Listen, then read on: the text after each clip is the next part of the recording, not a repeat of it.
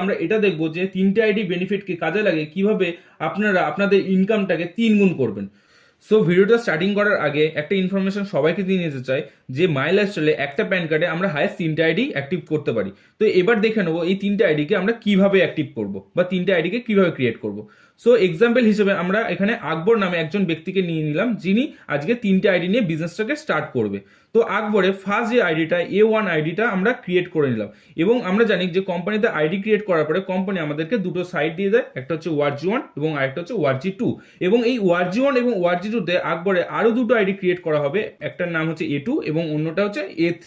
এবং A1 A2 এবং A3 নিয়ে যে স্ট্রাকচারটা তৈরি হলো এটাকে আমরা বলি ট্রাইপড।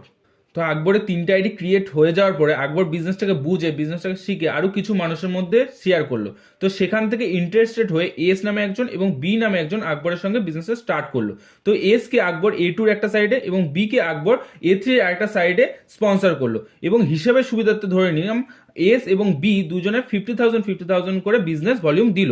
এবার আমরা দেখে নেবো এই যে আকবরে A1 A2 এবং A3 এই 3টে আইডি যে রয়েছে এই 3টে আইডিতে কত করে ইনকাম জেনারেট হলো।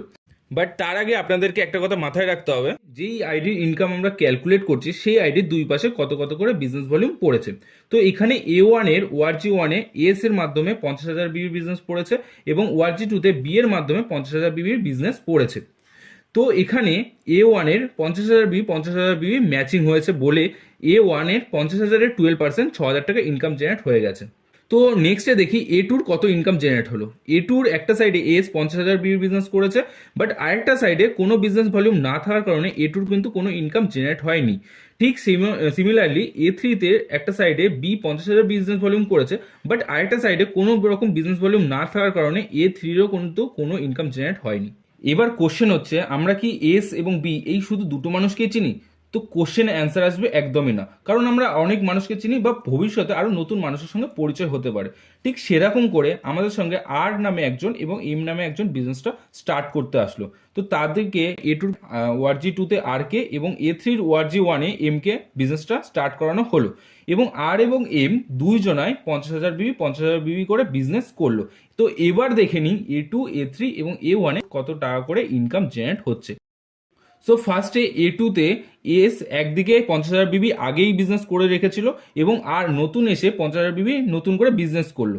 তো A2-তে ইনকাম যেটা জেনারেট হবে সেটা কি 50,000 বিবি 50,000 বিবি ম্যাচিং করেছে বলে 50,000 বিবি 12% 6,000 টাকা ইনকাম জেনারেট হবে।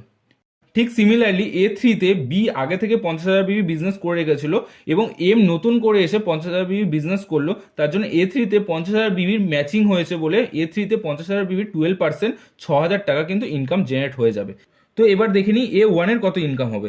তো A1 এর ওয়ার্জি1-এ স্টার্ট করেছে আর যে 50,000 বিবির বিজনেস দিয়েছে, এবং A1 এ ওয়ার্জি2-তে স্টার্ট করেছে এম যে 50,000 বিবির বিজনেস দিয়েছে। তো A1-এও 50,000 বিবি 50,000 বিবি ম্যাচিং করেছে, তো তার জন্য A1-কে 50,000 বিবির 12% 6,000 টাকা ইনকাম দেওয়া হবে। তো এবার আমরা দেখে নেব যে ফার্স্ট টাইম যখন 1 লাখের বিজনেস পড়েছিল এস এবং বি এর মাধ্যমে তখন আমাদের ইনকাম হয়েছিল মাত্র 6,000 টাকা। বাট সেকেন্ড টাইম সেম 1 লাখের বিজনেস যখন পড়লো আর এবং এম এর মাধ্যমে তখন আমাদের ইনকামটা মাত্র 6,000 টাকা না হয়ে 318,000 টাকা হয়ে গেল, কারণ আমরা A1 A2 এবং A3-তে আমরা ইনকামটাকে জেনারেট করতে পারলাম তার জন্য। তো আশা করি আমি সবাইকে বোঝাতে পারলাম যে 3টে আইডিকে কাজে লাগে কিভাবে আমাদের ইনকামটাকে আমরা 3 গুণ করতে পারি। বাট আপনাদের মাথায় একটা সিম্পল কোশ্চেন আসতেই পারে যে আমি একটা আইডি দিয়ে বিজনেসটা স্টার্টিং করার পরে কিছু মানুষকে জয়নিং করিয়ে নেওয়ার পরে যদি মনে হয় আমাদের আইডি ক্রিয়েট করার দরকার আছে তখন গিয়ে আমি আইডিটা ক্রিয়েট করব, তাহলে সেই ক্ষেত্রে কি হবে সেটা আমি নেক্সট স্লাইডে বলবো।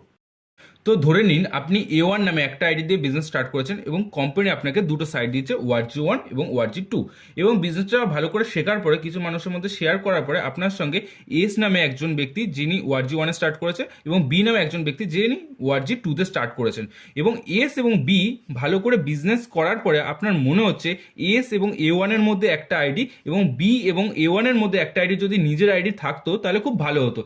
তখন আপনি ভাবলেন এস এবং A1 এর মধ্যে একটা আইডি এবং বি এবং A1 এর মধ্যে একটা আইডি যদি ক্রিয়েট করে নেওয়া হয় তাহলে ভালো হয়। বাট মাই ডিয়ার ফ্রেন্ডস, আমি আপনাকে বলে দিই এটা কখনোই পসিবল না। কেন পসিবল না? একটা আইডির নিচে যদি আরেকটা আইডি মারা হয়ে যায় তো মিডিলে কখনোই আইডি মারা পসিবল না। সো মাই লাইফস্টাইলে আমি প্রত্যেকটা ডিস্ট্রিবিউটারকে এটা বলবো যে বিজনেসের স্টার্টিং করার সময় অবশ্যই মিনিমাম 3টে আইডি নিয়ে বিজনেসটা স্টার্টিং করার জন্য, কারণ আপনি যদি একটা আইডি নিয়ে স্টার্টিং করেন এবং তার নিচে যদি কাউকে জয়নিং করে দেন তাহলে মিডিলে কখনোই আপনি গিয়ে আইডি মারতে পারবেন না এবং এটা আপনি গিয়ে পরবর্তীকালে পস্তাতে হবে। তার জন্য আপনাদেরকে আবার বলছি যে বিজনেসটা মিনিমাম 3টে আইডি নিয়েই স্টার্ট করবেন।